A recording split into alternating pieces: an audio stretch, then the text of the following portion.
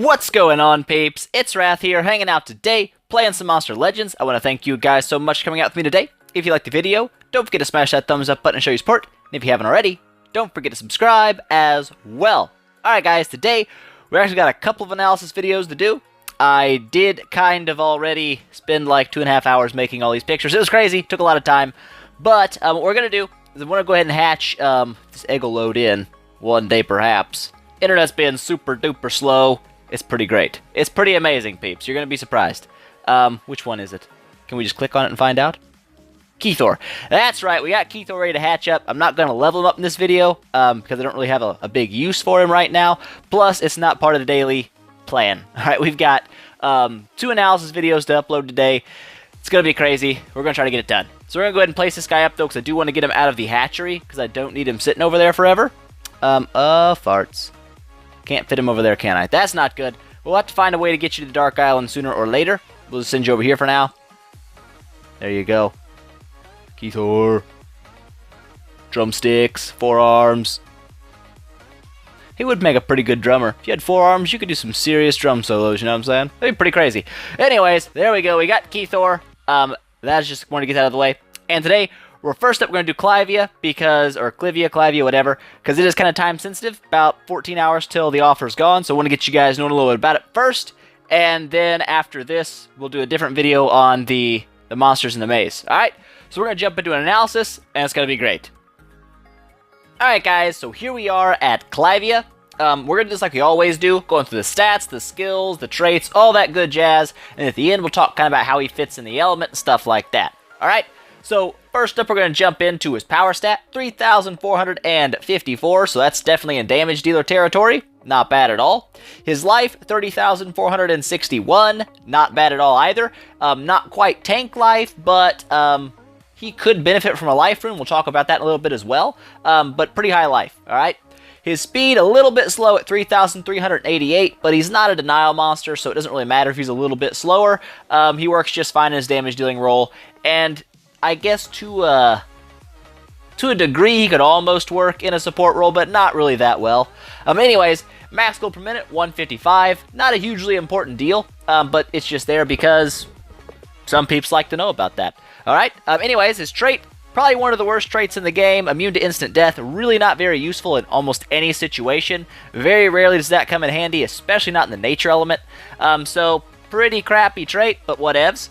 His books, he is in the Evil Legion and the Dragon, which, not bad, 2 different books, never a bad deal. I got this new stuff on here now, where his relic slots are.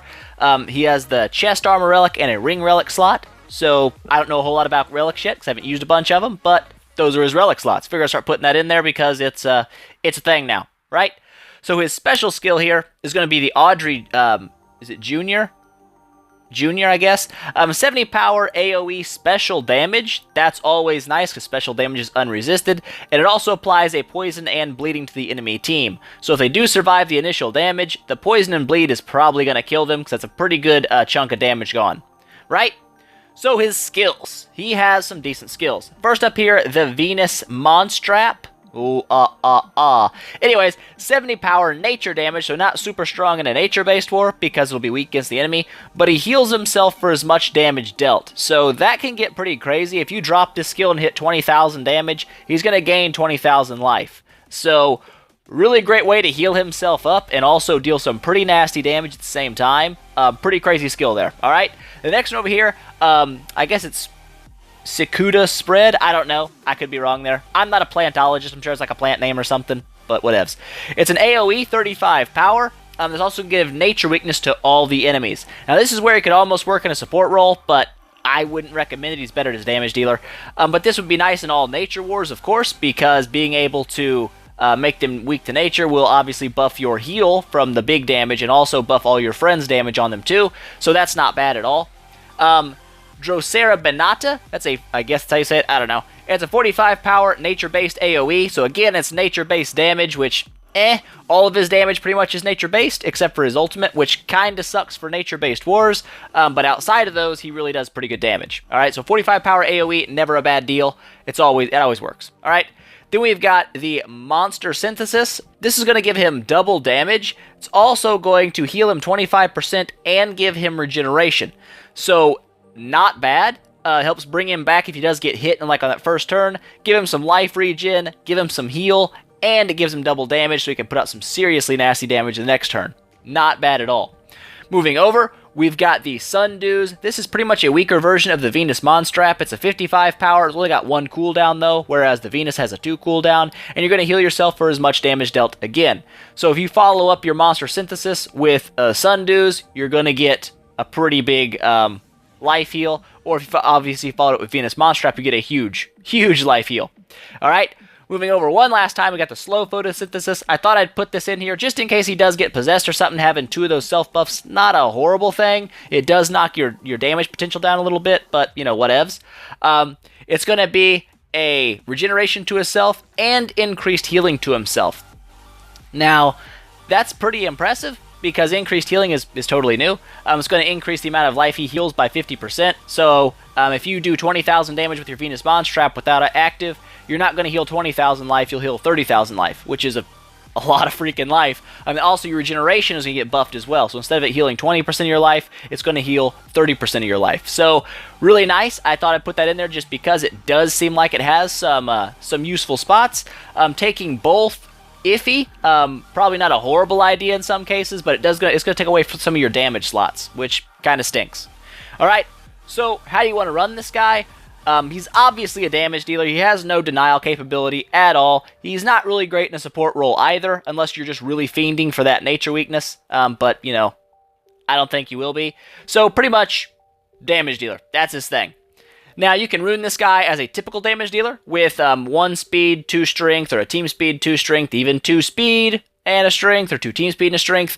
But this is one of those few monsters out there that I would say actually can benefit from using a life rune. Now, I don't recommend using life runes very often because they're either going to make you weaker or they're going to make you slower. And both of those are bad deals 90% of the time. Okay, sometimes it works really well, most time it doesn't. Okay, but in this guy's case, I think that life rune will have a little more benefit to him because of all of his heal skills. The fact that he can heal himself up and keep himself topped off, having that extra life means you're going to be like, if you do, right now, if you hit somebody with Venus Monstrap, 20,000 life, getting that back, that's not even a super souped up attack either. You know, it's 70 power single damage. That's not super crazy strength runes or anything. You know, you're going to get 20,000 life back. Well, if you're only missing 5,000 life, it's not going to help you all that much. But if you've got a humongous life pool and you're taking some serious damage, that can heal you up, you know, 30,000 life at once. That's insane. That brings you way back to, you know, you can take a whole nother round of punches if you're the last monster up. So he's one of the very few monsters in the game that I would say actually benefits from a life rune setup. And if it was me, life, strength, and speed, or life, strength, and team speed would probably work okay. I don't see why it really wouldn't work okay. It should work just fine.